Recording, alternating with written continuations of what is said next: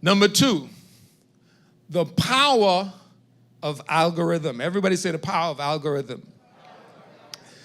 Now, one of the things that man has been able to do is to tap in to the DNA that God gave him and pull out some things that are God-like. So whatever you see in the world, as Pastor Mike has said, we think it's advanced, but it's actually just a remnant of God. It's not the full deal. Even with us getting a little bit of knowledge, we are so powerful. But can you imagine getting connected to God and having the source code as opposed to having fragments of the source code? So the power of algorithm. We know this. The Bible says, do not look at the things which are seen, because the things which are seen come from the unseen. Everything that is seen comes from the unseen. You don't do anything seen without it coming from the unseen. If you are going to go to the grocery store, what do you say? In your mind, you said, I'm going to the grocery store, and then your body starts following it. So in order to understand how God operates, we have to understand the power of algorithm. Algorithms run the world. Think about it. Let's look at some algorithms. If you shop on Amazon, if you go on the internet and you browse and you say, I'm looking for shoes. And then you go to another site 2 days later and you're typing in something totally different and shoes show up. How did shoes show up? Because of an algorithm. So an algorithm is a program. And what the program does is record everything you do. It's like the mind of God. See, God is omniscient. He knows everything. And on the internet, they have reproduced God, but not at his level.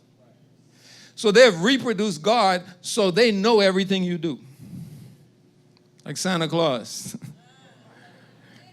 He sees when you are sleeping. The algorithms capture you. So you go to the gas station and the algorithm follows you. Why is this important? Algorithms feature prominently in everything that we do because of this digital age.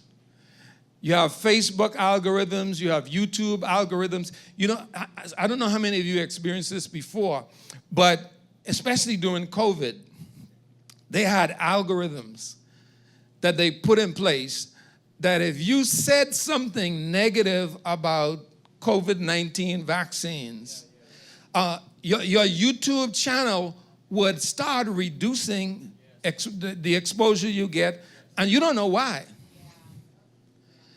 They don't know who you are. They don't know what you did, but the algorithm knows you.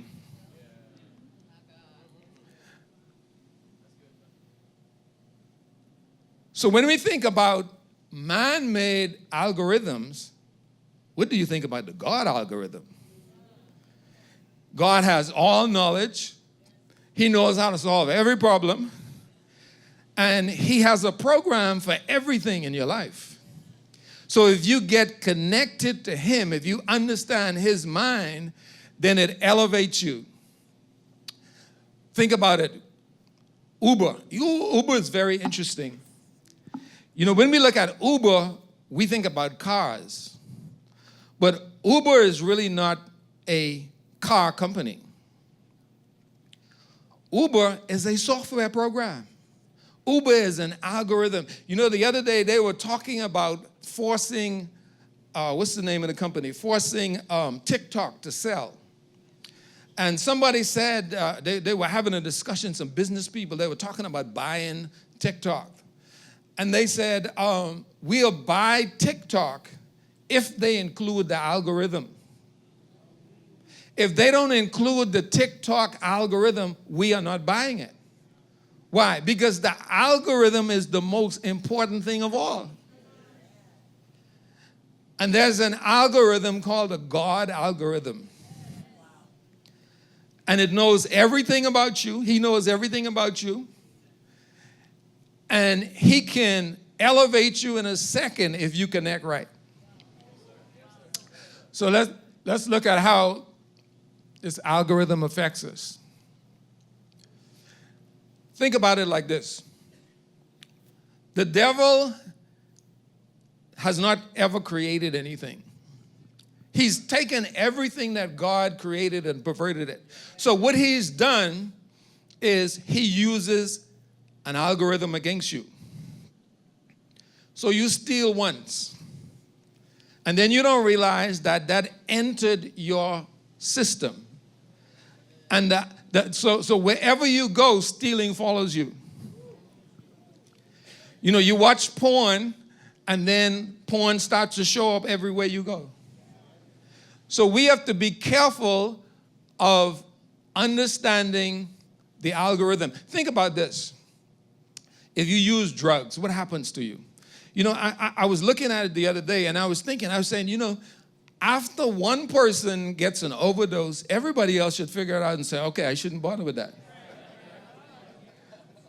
But if we look at it, Michael Jackson overdosed. Whitney Houston overdosed. Elvis Presley overdosed.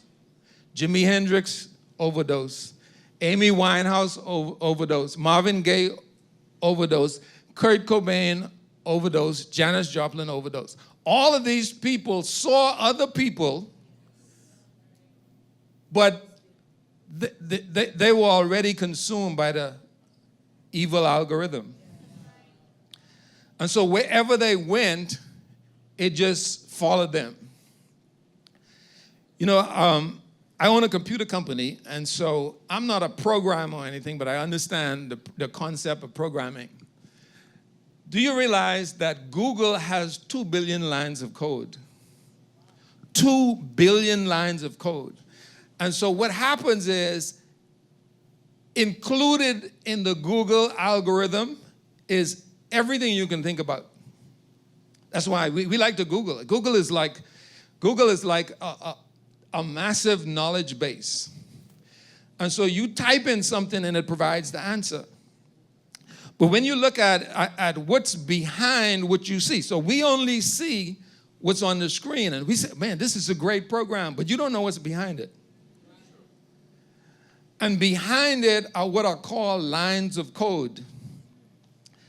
We write lines of code, but the code of God was already written.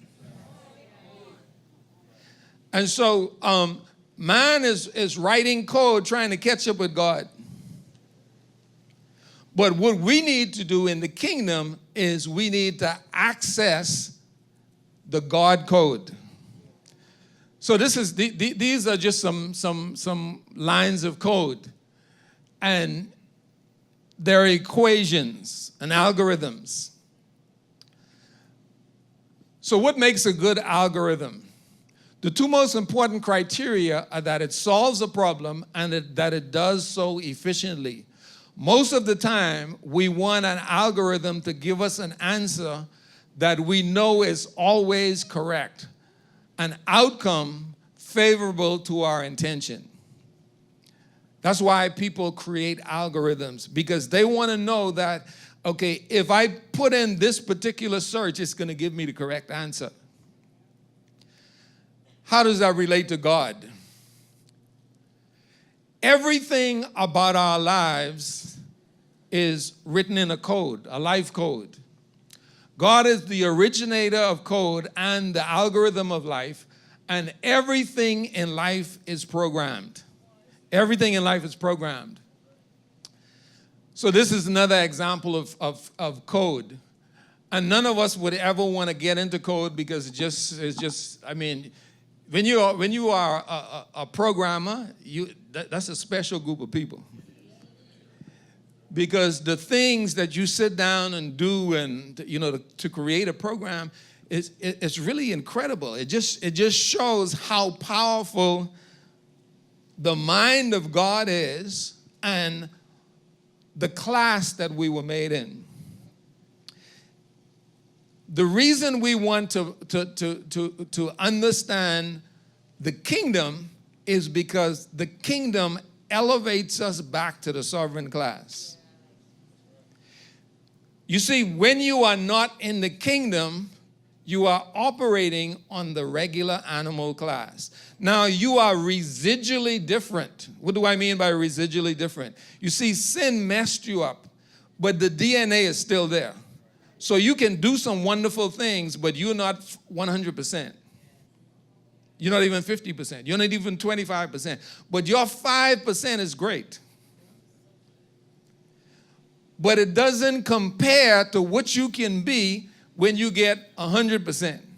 And the kingdom puts you back at 100%. It restores dominion. Now,